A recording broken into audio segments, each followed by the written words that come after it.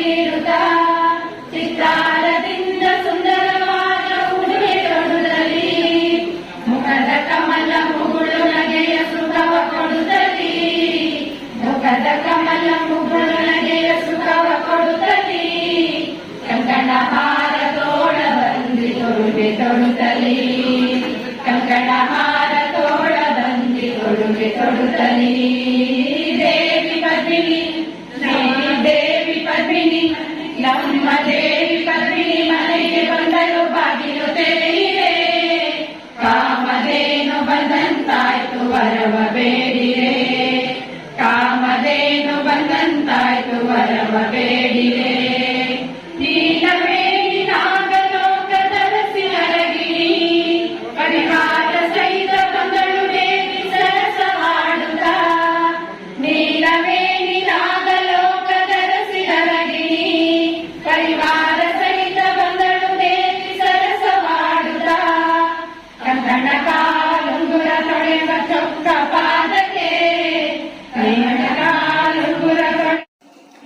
ಆಧುನಿಕ ಜೀವನ ಶೈಲಿಯಲ್ಲಿ ಆರೋಗ್ಯಯುತ ಪೌಷ್ಟಿಕ ಆಹಾರದ ಕೊರತೆ ಹೆಚ್ಚುತ್ತಿರುವ ಪರ್ವಕಾಲದಲ್ಲಿ ಮಲೆನಾಡಿನ ಸಾಂಪ್ರದಾಯಿಕ ಆರೋಗ್ಯಕರ ಅಡುಗೆ ಹಬ್ಬ ಮುಂದಿನ ಪೀಳಿಗೆಗೆ ಉತ್ತಮ ಸಂದೇಶ ನೀಡುತ್ತದೆ ಎಂದು ಚಿಲುಮೆ ಪಂಚಕೂಟ ಜೈನ ಬಸದಿಯ ಅಧ್ಯಕ್ಷ ವಿಪಿ ಭರತ್ ಕುಮಾರ್ ಅಭಿಪ್ರಾಯಪಟ್ಟರು. ಅವರು ಸಾಗರ ತಾಲೂಕಿನ ಕರೂರು ಹೋಬಳಿ ತುಮರಿ ಗ್ರಾಮ ಪಂಚಾಯಿತಿ ವ್ಯಾಪ್ತಿ ಒಳಗೆರೆ ಚಿಲುಮೆ ಪಂಚಕೂಟ ಜೈನ ಬಸದಿಯ ಸಭಾಭವನದಲ್ಲಿ ವೀರರಾಣಿ ಚನ್ನಭೈರಾದೇವಿ ಜಿಲ್ಲಾ ಜೈನ ಸಂಘಟನೆ ವತಿಯಿಂದ ಆಯೋಜಿಸಲಾಗಿದ್ದ ಮಲೆನಾಡ ಜೈನ ಅಡುಗೆ ಹಬ್ಬ ಕಾರ್ಯಕ್ರಮದಲ್ಲಿ ಮುಖ್ಯ ಅತಿಥಿಯಾಗಿ ಪಾಲ್ಗೊಂಡು ಮಾತನಾಡಿದರು.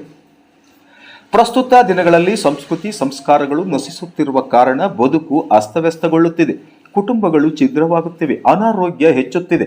ದುಡಿಮೆಯ ಬಹುಪಾಲು ಆಸ್ಪತ್ರೆ ಔಷಧಿಗಳಿಗೆ ವಿನಿಯೋಗಿಸುವಂತಹ ಪರಿಸ್ಥಿತಿ ನಮ್ಮ ಅಡುಗೆಯ ಬದಲಾವಣೆಯಿಂದ ಆಧುನಿಕ ಆಹಾರ ಪದ್ಧತಿಯ ಪರಿಣಾಮ ಎಂಬ ಕುರಿತು ಅರಿಯಲು ಇಂತಹ ಕಾರ್ಯಕ್ರಮಗಳಿಂದ ಮಾತ್ರ ಸಾಧ್ಯ ಎಂದರು.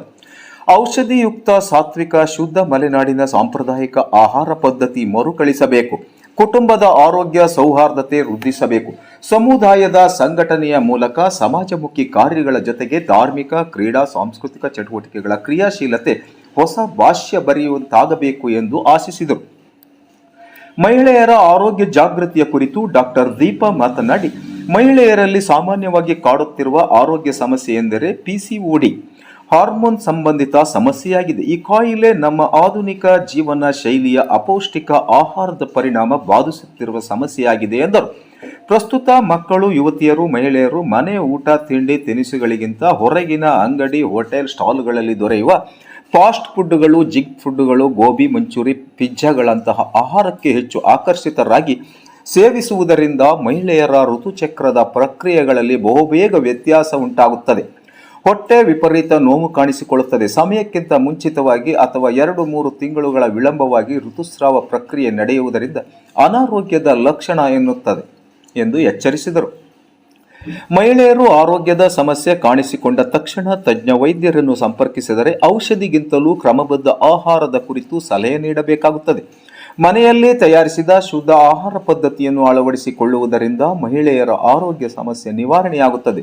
ಜಂಕ್ ಫುಡ್ ಸೇವನೆಯ ಪರಿಣಾಮ ಹೆಣ್ಣು ಮಕ್ಕಳು ಋತುಸ್ರಾವ 13 ವರ್ಷಗಳಿಂದ ಆರಂಭವಾಗುವ ಬದಲಿಗೆ 8-9 ವರ್ಷಗಳಲ್ಲಿಯೇ ಆರಂಭವಾಗುತ್ತಿರುವುದು ಉತ್ತಮ ಲಕ್ಷಣವಲ್ಲ ಎಂದರು. ಹೆಣ್ಣು ಮಕ್ಕಳ ವಿವಾಹ 20ರಿಂದ 28 ವರ್ಷಗಳ ಅವಧಿಯಲ್ಲಿ ನಡೆದರೆ ಸಂತಾನೋತ್ಪತ್ತಿ ಪ್ರಕ್ರಿಯೆ ಅತ್ಯಂತ ಉತ್ತಮವಾಗಿ ನಡೆಯುತ್ತದೆ. ಮಹಿಳೆಯರ ವಯಸ್ಸು 30 ದಾಟಿದ ನಂತರ ಹಂತ ಹಂತವಾಗಿ ಆರೋಗ್ಯಕರ ಸಂತಾನೋತ್ಪತ್ತಿಯ ಶಕ್ತಿ ಕ್ಷೀಣಿಸುತ್ತದೆ ಎಂದು ಸಭಿಕರ ಪ್ರಶ್ನೆಯೊಂದಕ್ಕೆ ಉತ್ತರಿಸಿದರು. ಮಹಿಳೆಯರು ಮಕ್ಕಳು ಸಾಂಪ್ರದಾಯಿಕ ಸಾತ್ವಿಕ ಸತ್ವಯುತ ಮನೆ ಅಡುಗೆ ಸೇವಿಸುವ ಮೂಲಕ ಆರೋಗ್ಯವಂತ ದೈಹಿಕ ಮಾನಸಿಕ ಸದೃಢತೆಯನ್ನು ಹೊಂದಬೇಕು. ಮನೆ ಅಡುಗೆಯಲ್ಲಿ ರೋಗ ನಿರೋಧಕ ಶಕ್ತಿ ಹೆಚ್ಚಿರುತ್ತದೆ. ಜೀವನ ಕ್ರಮದಲ್ಲಿ ಆರೋಗ್ಯಕರ ಶಿಸ್ತು ಪಾಲನೆ ಅಗತ್ಯ. ಸಮಯಕ್ಕೆ ಸರಿಯಾಗಿ ನಿಯಮಾನುಸಾರ ಆಹಾರ, ನಿದ್ರೆ, ಯೋಗ ಅಳವಡಿಸಿಕೊಂಡಲ್ಲಿ ಆರೋಗ್ಯಕರ ಸಮಾಜ ನಿರ್ಮಾಣ ಸಾಧ್ಯ ಎಂದು ಸಲಹೆ ನೀಡಿದರು.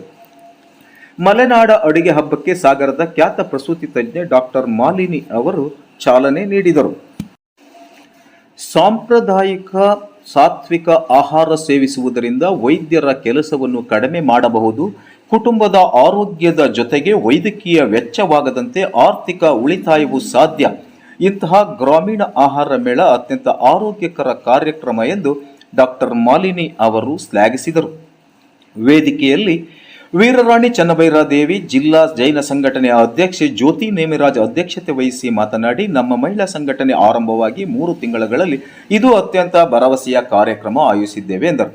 ಸಮಾಜದ ಹಿರಿಯರು ಪ್ರಜ್ಞಾವಂತರ ಸಲಹೆ ಸಹಕಾರದೊಂದಿಗೆ ಪರಮಪೂಜ್ಯ ಜಗದ್ಗುರು ಸ್ವಸ್ತಿ ಶ್ರೀ ದೇವೇಂದ್ರ ಕೀರ್ತಿ ಭಟ್ಟಾರಕ ಸ್ವಾಮೀಜಿಗಳವರ ಸಲಹೆ ಸಹಕಾರದೊಂದಿಗೆ ಶುಭಾಶೀರ್ವಾದದೊಂದಿಗೆ ಸಮಾಜಮುಖಿ ಕಾರ್ಯಕ್ರಮ, ಕ್ರೀಡಾ ಸಂಘಟನಾ ಶಕ್ತಿ ವೃದ್ಧಿಸಬೇಕಿದೆ. ಧಾರ್ಮಿಕ ಪ್ರವಾಸ ಪುಣ್ಯಕ್ಷೇತ್ರ ಬಿಹಾರ ರಾಜ್ಯದಲ್ಲಿನ ಸಿಕರ್ಜಿ ತೀರ್ಥಯಾತ್ರೆಯನ್ನು ಬೆಂಗಳೂರಿನ ಸುಹಾಶ್ರೀ ಜೈನ್ ಮಿಲನ್ ಆಶ್ರಯದಲ್ಲಿ ಆಯೋಜಿಸಿ 3,000 ಜನರನ್ನು ಕರೆದುಕೊಂಡು ಹೋಗಿ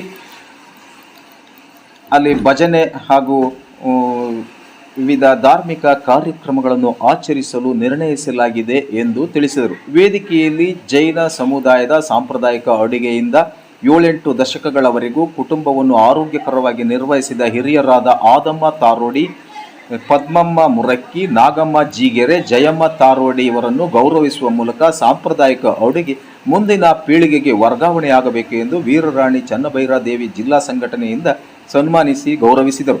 ಕಾರ್ಯಕ್ರಮದಲ್ಲಿ ಮಹಿಳೆಯರಿಗೆ ಮ್ಯೂಸಿಕಲ್ ಚೇರ್, ಸಂಗೀತ ಕುರ್ಚಿ ಕ್ರೀಡಾ ಚಟುವಟಿಕೆಯನ್ನು ನಡೆಸಲಾಯಿತು.